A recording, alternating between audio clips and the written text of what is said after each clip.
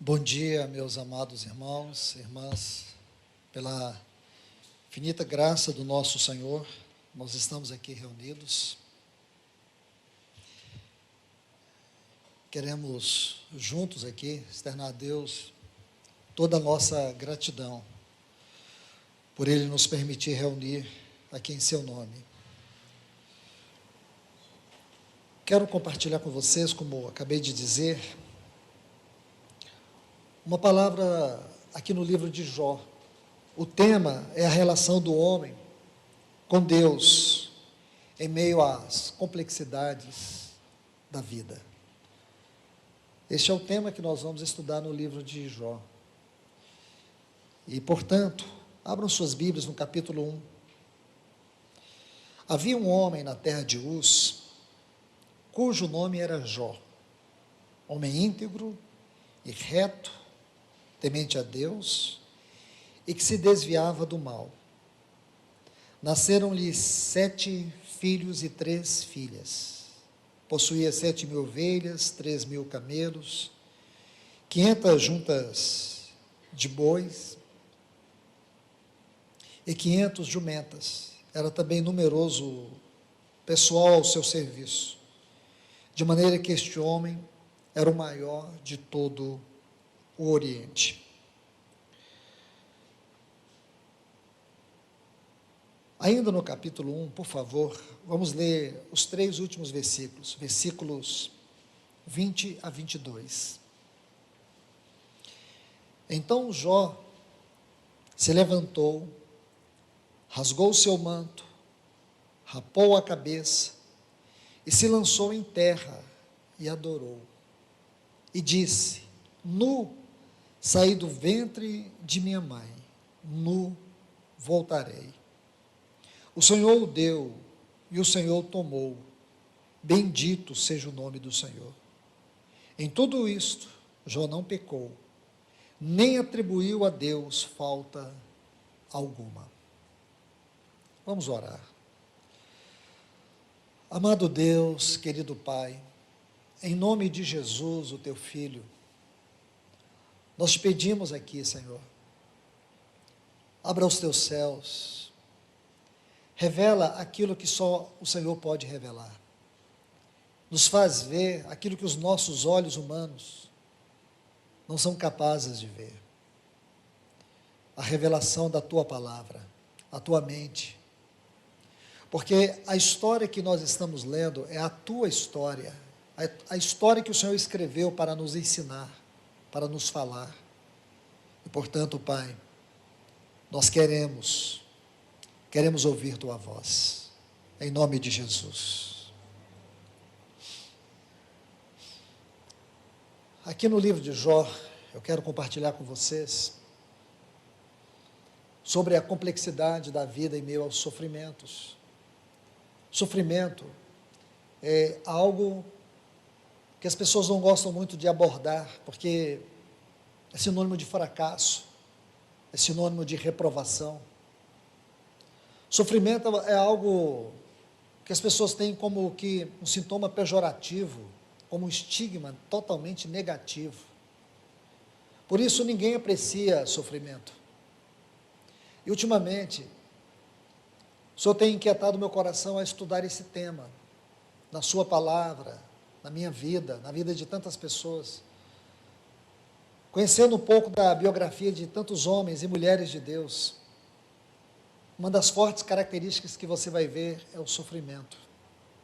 Você toma, por exemplo, um homem como John Bunyan, aquele autor do célebre Peregrino, um livro que foi lido no mundo inteiro, até hoje ele é lido no mundo inteiro.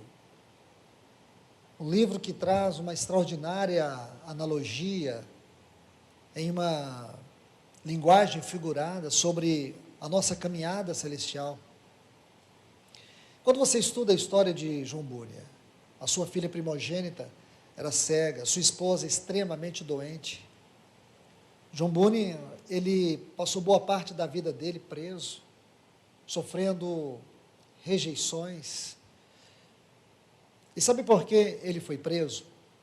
Ele foi preso a mando da igreja anglicana, porque ele não tinha a carteirinha que o autorizava a pregar, e assim ele foi preso. E quando eles foram libertar João Bunyan, eles libertariam ele com uma única condição, que ele não pregasse mais o evangelho. E ele disse: se vocês me soltarem hoje, amanhã de manhã eu já estarei pregando. E aí ele voltou a ser preso.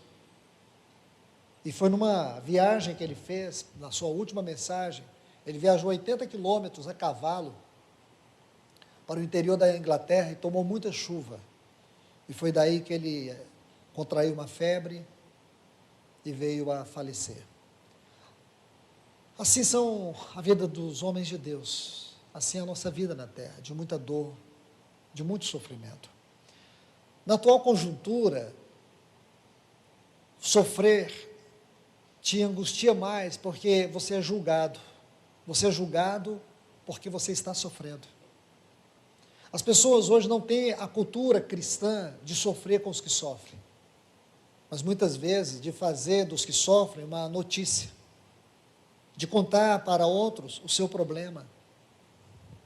As pessoas hoje tripudiam, eu falo no meio cristão, das lutas, às vezes até com aquela falsa espiritualidade, para a gente orar.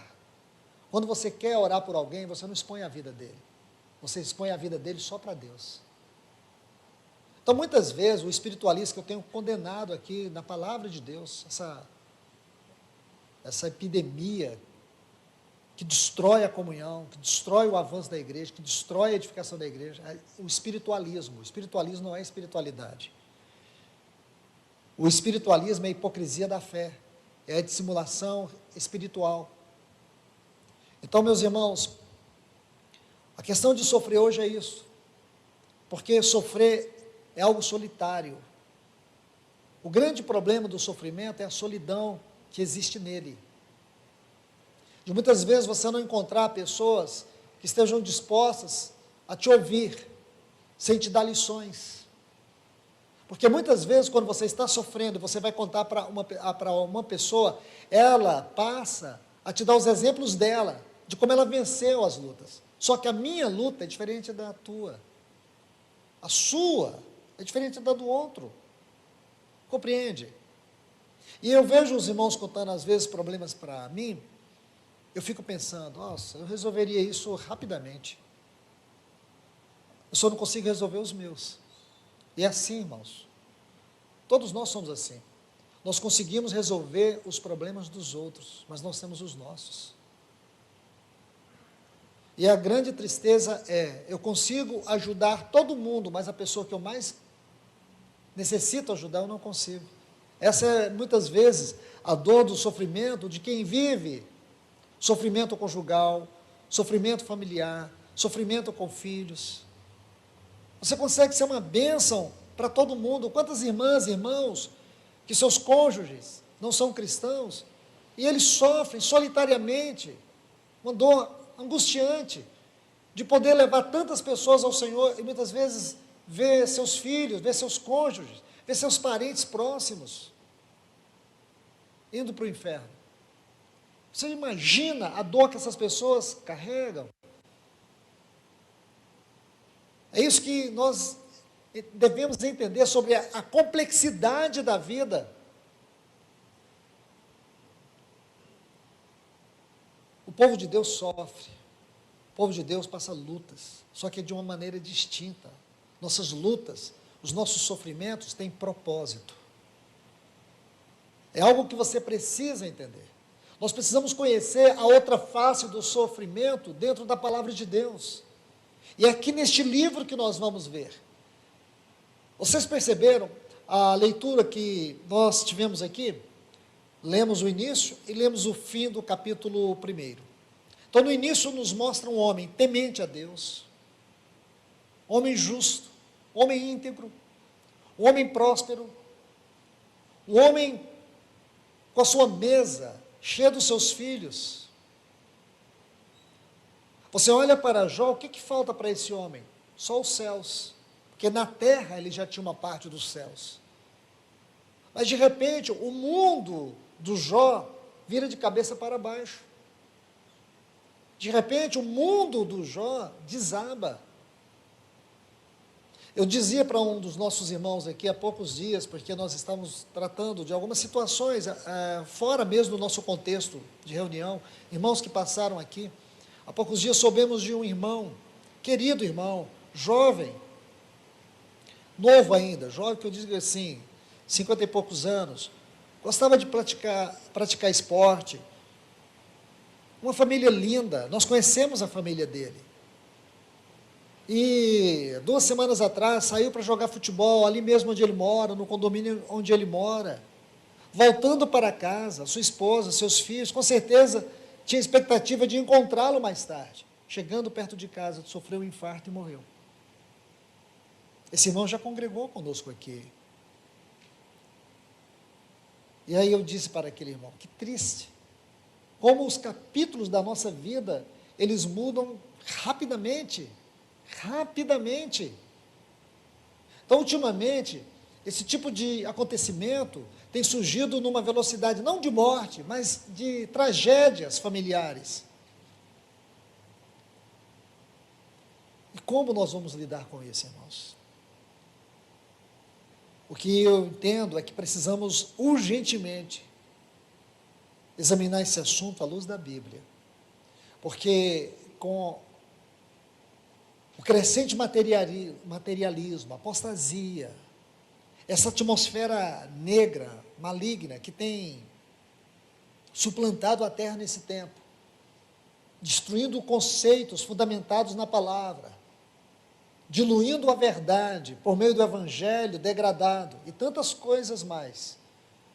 A tendência, irmãos, é que nossa fé, ela possa tornar um pó, as pessoas possam ser levadas pela apostasia,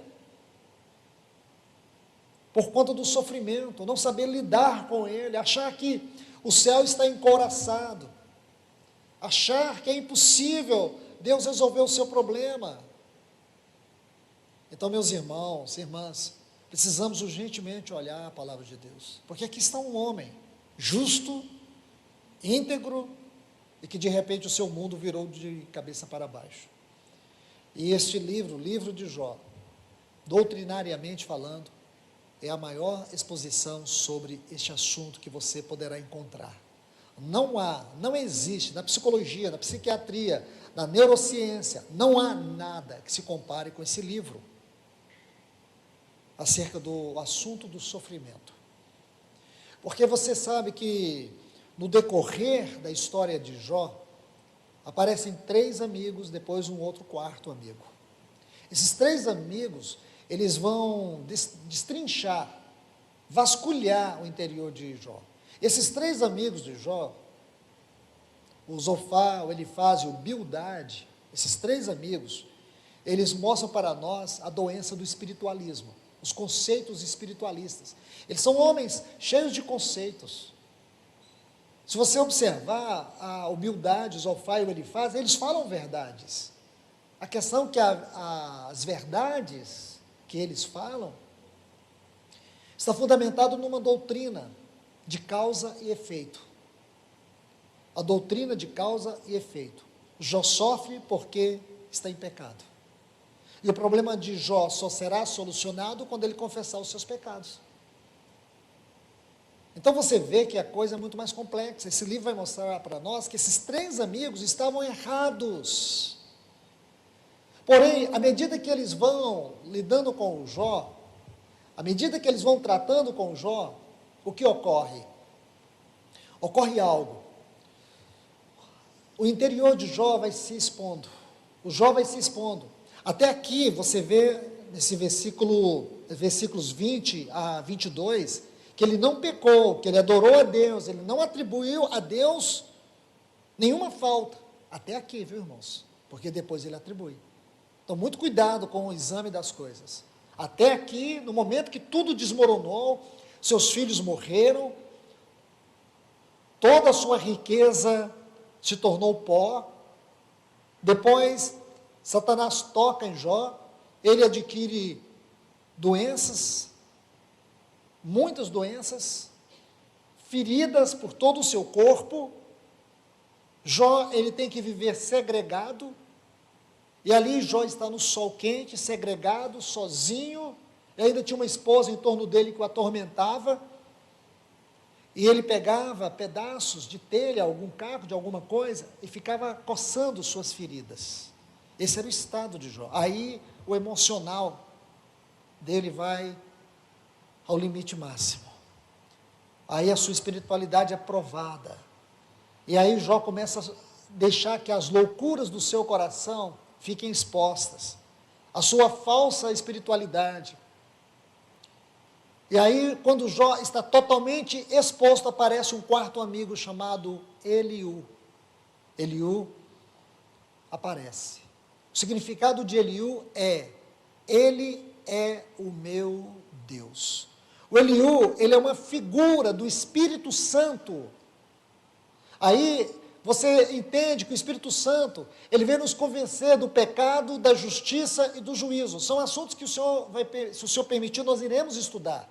Aí o Eliú vai tratar com a vida de Jó. Aí o Eliú vai mostrar algo para Jó que ele não era naturalmente capaz de ver. E o Jó vai começar a entender a razão dos seus problemas. Jó vai ver a sua completa insignificância, incapacidade, diante da complexidade da vida e muito mais, diante de Deus. Porque existe algo sobre a reflexão da espiritualidade nesse livro de Jó. Primeiro, como temos construído o nosso relacionamento com Deus. Como você e eu temos construído o nosso relacionamento com Deus. Isso é algo particular, isso é algo individual. Cada um de nós temos a responsabilidade de construirmos, de edificarmos e de desenvolvermos uma vida relacional com Deus. Porque a vida de comunhão com Deus, ela não é estática. É uma vida progressiva, é uma vida que ela deve aumentar. Se ao passar dos anos, o seu conhecimento de Deus, a sua experiência com Deus não progrediu, então você nunca o conheceu. Você o conhece na esfera da religião. Você o conhece na esfera de conceitos. Você o conhece unicamente de uma maneira superficial. Porém, se você o conhece de uma maneira íntima e verdadeira, isso deve ser progressivo. E o outro ponto, a outra reflexão é: quais são as bases que nós estabelecemos para nos encontrar com Ele? Quais são as bases? Será que as bases que nós temos colocado desse encontro com Deus é a nossa fé, é o nosso amor por Ele, é a nossa devoção? Ou as bases são: o que Ele pode fazer por mim? O que Ele pode garantir para mim? O que Ele está fazendo por mim? Se a nossa teologia se baseia no que Deus pode fazer e não no que Deus é, já estamos errados. Já temos falhado. Então, aí é que está. Porque muito da nossa adoração é baseada no que Deus faz e nunca em quem Deus é. Uma adoração baseada no que Deus faz é uma adoração de uma pessoa que não conhece a Deus, que só está interessado nos feitos de Deus e nunca na pessoa de Deus. Por isso que a Bíblia diz que Deus revelou os seus caminhos a Moisés e os seus feitos aos filhos de Israel. Deus revelou os seus caminhos a Moisés e as suas obras aos filhos de Israel. E por que Deus fez isso? Porque Israel queria as obras de Deus, Moisés queria o próprio Deus. Quando Moisés diz para Deus, lá no Sinai, no capítulo 33, do livro de Êxodo: mostra-me tua glória. O entendimento ali é face, mostra-me tua face. Mostra-me tua face. Deus disse para Moisés que ele não poderia ver sua face. Moisés viu a face de Deus? Ali não. Ele só foi ver a face de Deus no monte da transfiguração, quando Cristo apareceu para ele. Porque Jesus disse para Filipe: quem vê a mim, vê o Pai. Naquele dia Moisés viu a face de Deus. Uma outra coisa, Deus chamou Moisés para que Moisés conduzisse o povo até Canaã. Até Canaã. Moisés não entrou em Canaã. Ele não herdou o Canaã. Só que depois nós descobrimos, em Deuteronômio 24, algo muito especial, que Moisés era um homem que falava com Deus face a face. Falar com Deus face a face é intimidade profunda, é intimidade verdadeira. Quer dizer, irmãos, Moisés tinha a face de Deus, não era só a visão da face, ele tinha a possessão da face de Deus. Ele ganhou a intimidade com Deus. A intimidade com Deus é maior do que a terra de Canaã. Você vê a diferença de você adorar a Deus pelo que Deus faz e adorar a Deus por aquilo que Ele é? Por isso que a Bíblia diz que Deus procura adoradores, Deus não procura adoração. Adoração Deus tem incessantemente e eternamente diante do seu trono de glória. O que Deus quer é adoradores.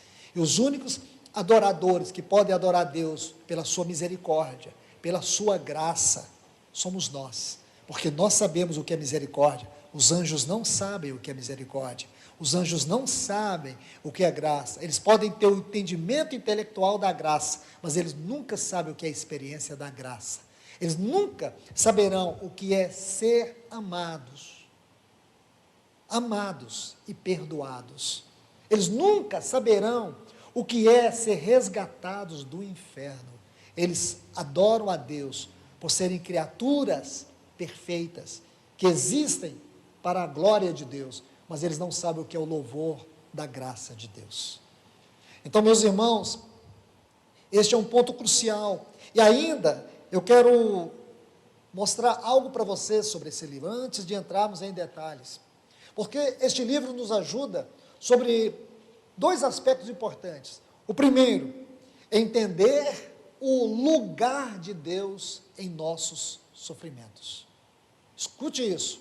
O livro de Jó nos ajuda a entender o lugar que Deus ocupa nos nossos sofrimentos. Porque quando você sofre, o que te vem ao coração? O que te vem à mente? Acusações. Acusações, e vem de todos os lados. Você sente culpa, você começa a fazer introspecção. Meus irmãos, eu vou falar isso com muito cuidado. O irmão Otmani, ele trata disso com muita propriedade. Naquele livro, Conhecimento Espiritual, ele fala sobre isso, o perigo da introspecção. Isso já foi ensinado, mas eu quero falar mais uma vez. A introspecção não é um caminho para o cristão. Você ficar fazendo introspecção, você ficar voltando para trás, fazendo regressões, procurando pecados, porque isso anula a sua fé e a sua confiança no poder do sangue de Cristo Jesus e destrói na sua mente o conceito mais elevado que você tem que ter da posição que Cristo ocupa por você no trono da glória como sumo sacerdote. E essas duas questões, o sangue de Cristo e a posição de Cristo diante de Deus por nós, tem a ver com a obra da salvação no tempo presente, é o que Ele está fazendo agora. Então, quando você fica procurando pecados para trás, é tudo que Satanás quer, porque aí ele consegue anular na sua vida o efeito, a confiança e a certeza que o sangue de Cristo Jesus te liberta, te purifica e te limpa de todo pecado. Isso destrói em nós a confiança no poder do perdão, no poder do perdão.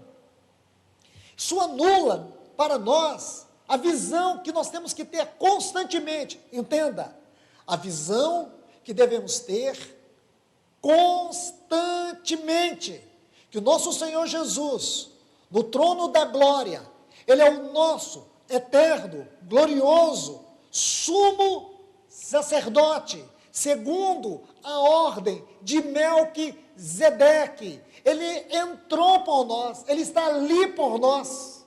E nesse livro de Jó, nós vamos entender este assunto.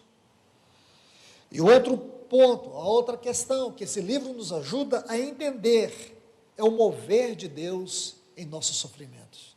Então, o lugar de Deus e o mover de Deus em nossos sofrimentos.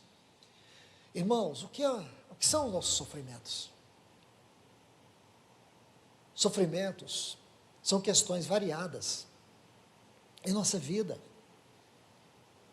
Pessoas sofrem pela solidão. Pessoas sofrem por não ter um contato físico, um toque de amor, de afeto, de carinho, de pessoas que estão ao seu lado. Pessoas sofrem por conta de doenças psicossomáticas. Então, são muitas as formas de sofrimentos que nós vivemos. Isso angustia, isso aflige, isso limita, isso diminui, isso aprisiona as pessoas. Então, nós temos que entender as questões que envolvem sofrimentos.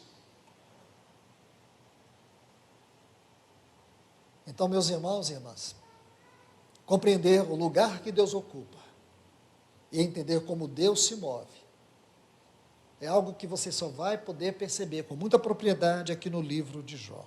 Vamos entrar um pouco mais no assunto. Deixe-me mostrar algo para vocês. Abram suas Bíblias no livro de Hebreus, o capítulo 12.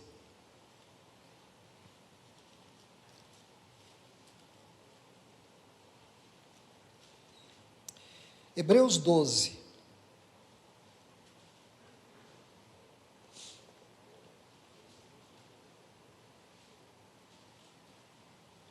Versículos 3 a 11. Deixe-me dizer algo para vocês aqui. Essa porção do livro de Hebreus, sabe qual é o tema dessa porção? A faculdade de Deus, a escola espiritual do sofrimento. Esses são os temas dessa porção, neste capítulo. Faculdade espiritual, faculdade de Deus, a escola de treinamento e formação de caráter. E depois eu vou dizer para vocês por quê. Vamos lá, versículo 3. Considerai, essa palavra considerai, tem uma versão alternativa que o irmão extraiu a força só dessa palavra, aqui, versículo 3 de Hebreus 12. Seria assim: quando se sentirem cansados na jornada espiritual, lembrai-vos do nosso Senhor Jesus, das hostilidades que ele sofreu. É isso que o autor está dizendo: considerai, pois atentamente aquele que suportou tamanha oposição dos pecadores contra si mesmo, para que não vos fatigueis, desmaiando em vossa alma. Desmaio na alma. Aí é onde ele entra nos afetos, porque alma fala de afetos, os nossos afetos. O grande problema do sofrimento, irmãos, é quando nós deixamos que a nossa alma seja profundamente afetada e nós viramos as costas para a vida no espírito. E é isso que o autor está dizendo, para que vocês não desmaiem nos vossos afetos, nos vossos sentimentos, nas vossas emoções. Porque alma tem a ver com o que sinto, com o que penso, com o que quero. Mente, vontade e emoções. Isso que ele está dizendo. E vamos mais. Versículo 4. Ora, na vossa luta contra o pecado, ainda não tendes resistido até o sangue. Versículo 5. Aqui prestemos bastante atenção. E estáis esquecidos da exortação. A palavra exortação aqui tem o sentido de um encorajamento, um chamado para perto, da exortação, que como filhos discorre convosco. Filho meu, não desprezes. Está vendo essa palavra aqui, desprezes? O sentido dela no texto original é não se importar, não considerar com seriedade, fazer pouco caso. Não faças pouco caso, não despreze a correção. A palavra correção aqui eu chamo a atenção. Essa palavra vem de um vocábulo grego, é paideia. Sabe o que significa essa palavra? Formação de caráter, educação, escola. O sentido aqui é justamente esse, formar caráter. Formar caráter. Educação, a escola que vem do Senhor, a educação que vem do Senhor. Nem desmaies quando por ele és reprovado, não é reprovado, é que é uma infeliz tradução, é repreendido. Vamos mais, correção aqui, para a ideia, o sentido de desmais aqui, é ficar enfraquecido, desânimo, perder esperança.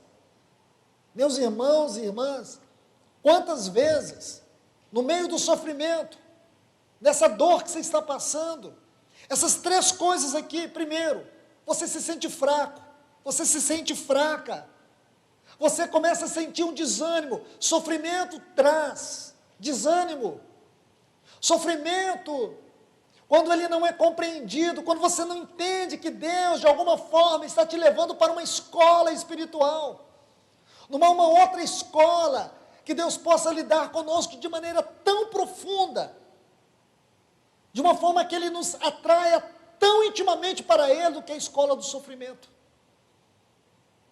Já imaginou, irmãos? Já imaginou? É um mistério, é muito complexo isso, mas eu só posso dizer para vocês o que está na Bíblia, eu não vou dizer para vocês o que diz a psicologia, eu tenho que dizer o que a Bíblia diz. Sofrimento para nós é uma escola de treinamento, é uma escola de formação de caráter, é uma escola de transformação de vida. Sofrimento para nós é uma escola de transformação de vida. Aqui está a palavra paideia no grego. Então veja isso. Não fique fraco, não desanime. E por último, não perca a esperança. Existem sofrimentos que eles são tão prolongados, irmãos, tão prolongados. Sofrimentos que eles perseguem as pessoas o tempo todo. Você lembra de Martim Rincart? Esse irmão, naquela época da peste negra, ele enterrou 50 membros da sua congregação. Sabe por que o Martim Rincart enterrou 50 membros da congregação? Porque os coveiros não queriam mais trabalhar, não queriam mais enterrar pessoas, porque eles sabiam que depois daquelas mortes, eles nem emprego mais teriam, porque o mundo estava em colapso, a região que eles estavam entrou em colapso, então agora os mortos estavam sendo jogados nas ruas. Martim Rincart enterrou 50 membros da sua congregação, incluindo seus filhos e esposa. É fácil, irmãos? Não. Não é. Não é fácil. Como Spurgeon, que teve que lidar com a depressão a vida toda. Spurgeon tinha várias doenças. Ele tinha aquela doença de gota. Ele tinha uma doença que atacava os seus rins. Ele convivia com uma esposa doente, acamada.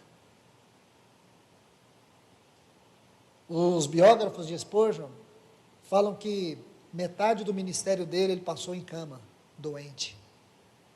Doente. Metade do seu ministério ele passou em cama, doente. Ele tinha uma depressão aguda e profunda. Em uma das suas conferências, em um cenário de mais de 10 mil pessoas, no meio da mensagem, alguém gritou lá, fogo! O povo saiu correndo. Se não me falha a memória, 10 pessoas morreram. Spurgeon entrou numa depressão, que ele dizia, ele descreveu, que ele tinha a sensação que ele jamais conseguiria se livrar daquilo. A sensação do pavor da morte, a sensação de uma dor, que ele tinha a sensação que jamais poderia desaparecer. Imagina, irmãos. E quando a gente lê os seus livros, seus sermões, Alguns gostam de denominá-lo o príncipe dos pregadores. Não era assim que Spurgeon se definia. Então, meus irmãos, às vezes o sofrimento é agudo, é intermitente. E como você lida com isso? Como conviver e não se sentir enfraquecido, não se sentir desanimado, não perder a esperança? Jó, ele foi esmagado até o limite das suas emoções. Teve surtos de fraquezas, de desânimo. Mas havia momentos de lucidez que se tornavam um pilar na sua vida, quando ele disse: eu sei que o meu Redentor vive, e ele se levantará. Outra vez ele disse: ainda que ele me mate, nele eu esperarei. Será que nós temos essa ousadia? Você nunca deve culpar nem condenar. Esse é o grande problema da cristandade. É que quando você lida com irmãos que estão sofrendo, que eles estão desanimando, que eles entram até em depressão, que eles sofrem, ou quando sofrem de transtorno de ansiedade, muitas vezes o nosso julgamento, a maneira como a gente olha, a maneira como a gente se coloca, o grande problema dos conselheiros modernos, que não tem de modernidade nenhuma, porque no tempo de Jó, você sabe que o livro de Jó é o primeiro livro escrito na Bíblia. É o livro do tempo dos patriarcas. Inclusive, a Bíblia deveria começar com o livro de Jó e não com Gênesis. A história de Jó é a história do tempo dos patriarcas. Então, desde os tempos dos patriarcas, nós vemos este modelo degradado de conselheiros. Os conselheiros que se colocam acima dos que sofrem, acima dos problemas. Porque todo conselheiro, ele gosta de demonstrar que ele é um vitorioso. Todo conselheiro que não tem a luz do Senhor, ele se coloca acima do outro. Irmãos, existe uma bem-aventurança lá em Mateus 5 que diz: bem-aventurados os misericordiosos. Sabe o que significa a palavra misericórdia? Misereucárdio é você tomar a miséria do outro e colocar sobre o seu coração. Um conselheiro, uma conselheira que não é misericordiosa, não é digna de ouvir a sua história, não é digno de ouvir o seu sofrimento. Não busque pessoas capacitadas, busque pessoas que têm misericórdia para poder se associar com você. Porque do contrário, na primeira esquina já vai fazer um jornalzinho, já vai publicar para todo mundo ler a sua história. Se você não é capaz de ouvir as misérias do outro, a dor do outro, e você sofrer com ela, especialmente diante de Deus, então saiba que você não tem misericórdia nenhuma. E à medida com que você mede, você também será medido. Então, meus irmãos, escute isso com muita atenção. Aqui está algo muito sério: perder a esperança. Uma pessoa que sofre, ela perde a esperança. Mas aqui esse texto diz para nós: não desmais, não fique fraco, não deixe a fraqueza te destruir, não deixe o desânimo te corroer, não perca a esperança. E por que não perder a esperança? Olha o versículo 6, sabe por que você não pode desanimar? Sabe por que você não pode desistir? Sabe por que você não pode retroceder? Olha o texto, porque o Senhor corrige a quem ama. Tem algo que seja mais consolador do que isso, meus irmãos? O Senhor corrige, a palavra corrige aqui é paideia. A palavra corrige aqui, o Senhor educa. O Senhor está transformando o meu e o teu caráter. Olha para Colossenses, para Filipenses, para Efésios, as cartas da prisão de Paulo. Você vai ver nessas cartas um profundo encorajamento. Essas cartas, elas foram inspiradas nos lugares celestiais. Ali você vai encontrar a vida cristã no sentido mais elevado. Você vai ver como Paulo vai nos mostrar isso. O que realmente Cristo fez, o que Cristo está fazendo por nós, não o que fez, como também o que está fazendo por nós. E sabe o que Ele está fazendo por você? Ele está te transformando. Como diz Gálatas 4,19, filhinhos, por quem de novo sofro dores de parto, até Cristo ser formado em vós. Sabe qual é o destino final da sua vida? É que um dia Cristo vai ser formado em você de tal maneira, que lá na glória, quando Deus olhar para você, Ele vai ver Cristo. Quando Ele olhar para Cristo, Ele vai ver você. Nós teremos a expressão transmissível da formação plena de Cristo em nós, até que todos cheguemos à unidade da fé, à perfeita varonilidade, à medida da estatura da plenitude de Cristo. Efésios capítulo 4. Quando isso vai acontecer, irmãos? Quando for tragada em nós a morte, quando nosso Senhor Jesus nos buscar, nosso corpo corruptível, cheio de dor, cheio de sofrimento, for revestido da incorruptibilidade, e aí nós seremos transformados para sempre, eternamente, e Cristo terá sido formado plenamente em nós. Então não desconfie disso, não perca a esperança. Vamos seguir na leitura. Porque o Senhor corrige a quem ama, Ele educa, Ele forma os que Ele ama, açoita a todo filho, meu irmão, minha irmã, essa palavra tem que ser realçada diante dos seus olhos, filho. Sabe o que significa do ponto de vista filho? Do ponto de vista espiritual, filho é uma relação imutável. Filho tem a ver com a paternidade de Deus. Filho é uma posição imutável. O filho pródigo, ele foi perdido, ele abandonou a casa do pai, ele deixou o pai, ele foi embora, tomou a parte da sua herança.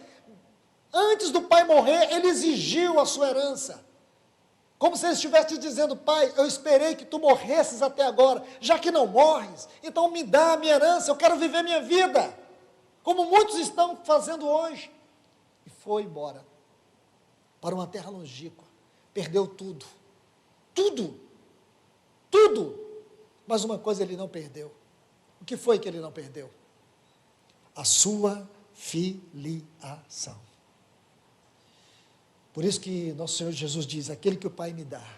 Por que ele usa aqui a palavra Pai? Porque o assunto é paternidade. Aquele que o Pai me dá, de maneira alguma eu lançarei fora. Aquele que se torna filho. Então, meu irmão, minha irmã, Deus te corrige, Deus me corrige, é porque nós somos filho. Nós temos uma relação eterna e imutável com Ele. Então ele diz, versículo 7, é para disciplina, novamente a palavra paideia, é para a disciplina, para a educação, é para a formação do caráter, que perseverais. Veja essa frase: Deus vos trata como filhos. Irmãos e irmãs, Deus nos trata como filhos. Deus trata conosco, por mais duro que seja, por mais profundo, Deus trata conosco como filhos. Deus não nos trata como bastardos. Deus não nos trata como inimigos. Deus nos trata como filhos. Aí diz: pois que filho há que o pai não corrige? Novamente a palavra paideia. Sabe por que Deus nos corrige, irmãos? Aqui a palavra é educar. Aqui é formar caráter. Formar caráter. Aí o versículo 8, mas se estáis sem correção, de que todos os têm tornado participantes, logo sois bastardos e não filhos. Isso tem muito a ver com a palavra desmaies. Aqui no versículo 5, quando você é tomado pelo sofrimento, pelas lutas, e você sucumbe, você deixa que a fraqueza te leve para um pântano. Quando você entra no desânimo, e o desânimo te leva a pecados, a romper esta relação. Quando você permite que a falta de esperança destrua a sua fé, a sua visão espiritual, você começa a agir como um bastardo. É isso que está dizendo. Agora, observe, vamos encerrar a leitura. Além disso, tínhamos os nossos pais segundo a carne. Os nossos pais segundo a carne, que nos corrigiam e os respeitávamos. Não havemos de estar muito maior submissão ao Pai espiritual? Então, viveremos. Agora o versículo 10, preste bastante atenção. Pois eles nos corrigiam por pouco tempo, segundo melhor lhes parecia. Deus, porém, nos disciplina, a palavra aqui é paideia, Deus nos educa, Deus forma o nosso caráter para aproveitamento, a fim de sermos participantes da sua santidade. Toda disciplina com efeito, no momento, não parece ser motivo de alegria, mas de tristeza. Ao depois, entretanto, produz fruto pacífico aos que têm sido por ela exercitados, fruto de justiça. Estão vendo, irmãos? Então aqui, meus queridos, eu estou concluindo essa palavra, com essa introdução ao livro de Jó, onde nós vamos estudar esse assunto, na medida que o Senhor for nos permitindo ver, aprender o que precisamos aprender. Senão, irmãos, nós vamos entrar num calabouço, vamos entrar num pântano, onde iremos nos perder nos sofrimentos, porque muitas coisas acontecem, muitos capítulos surgem, capítulos inesperados. A vida de uma pessoa pode mudar do dia para a noite, um diagnóstico pode mudar do dia para a noite a sua caminhada, a sua jornada, a sua perspectiva. Acontecimentos súbitos surgem e podem surgir. Agora é a nossa visão do Senhor que pode mudar tudo. É entender o sofrimento, mais a palavra de Deus, que este é o assunto final do livro de Jó. Quando Jó entendeu não apenas o sofrimento, mas o sofrimento e o falar de Deus. Por quê? Porque quando Eliú aparece, surge, ele escancara o coração de Jó. Ele mostra as convicções erradas de Jó. Ele mostra o quanto Jó era superficial em suas convicções. Então, depois que o Eliú vira Jó às avessas, quem que aparece no meio de um redemoinho? Deus aparece. O redemoinho, o que ele faz? Ele tira as coisas de baixo do chão, da superfície, e leva para o alto. Deus, no redemoinho, ele pega o Jó e leva para o alto. Aí agora vem o falar de Deus. Então é o sofrimento, mas o falar de Deus é que gera o caráter transformado. Não é só o sofrimento em si. O sofrimento em si é geral. Todas as pessoas sofrem. Ora, o sofrimento, mas a palavra de Deus gera caráter transformado. Esta é a grande mensagem deste grandioso livro. Então, meus irmãos e irmãs, que Deus possa nos abençoar com a sua palavra. Senhor, nós te agradecemos, nós te louvamos, nós te bendizemos. Nós proclamamos que o Senhor é o nosso Pai. O Senhor nos colocou numa escola difícil, numa escola que nós não temos capacidade de sermos aprovados por nós mesmos, numa escola onde nós sentimos a reprovação todos os dias, mas graças a Deus que nessa escola nós confiamos no professor, porque como alunos nós somos um fracasso, mas confiamos que o Senhor como professor é o mestre dos mestres. Então nós confiamos nessas mãos furadas que trabalham, que tratam conosco. Nós confiamos que estas mãos fará o melhor trabalho possível. E por que sabemos disso? Porque a tua palavra que diz que o Senhor obterá para si mesmo uma igreja gloriosa. E nós fazemos parte desta igreja. Então, Senhor, nos ajude a ver o Senhor nos nossos sofrimentos. Nos ajude a ver o lugar do Senhor nos nossos sofrimentos. Nos ajude a ver o mover do Senhor nos nossos sofrimentos. Nos ajude a te adorar, mesmo quando somos reprovados, mesmo quando estamos esmagados, que nós possamos cantar uma canção para o Senhor, uma canção confiada naquilo que o Senhor é, uma canção que nos revele mais a tua face de amor.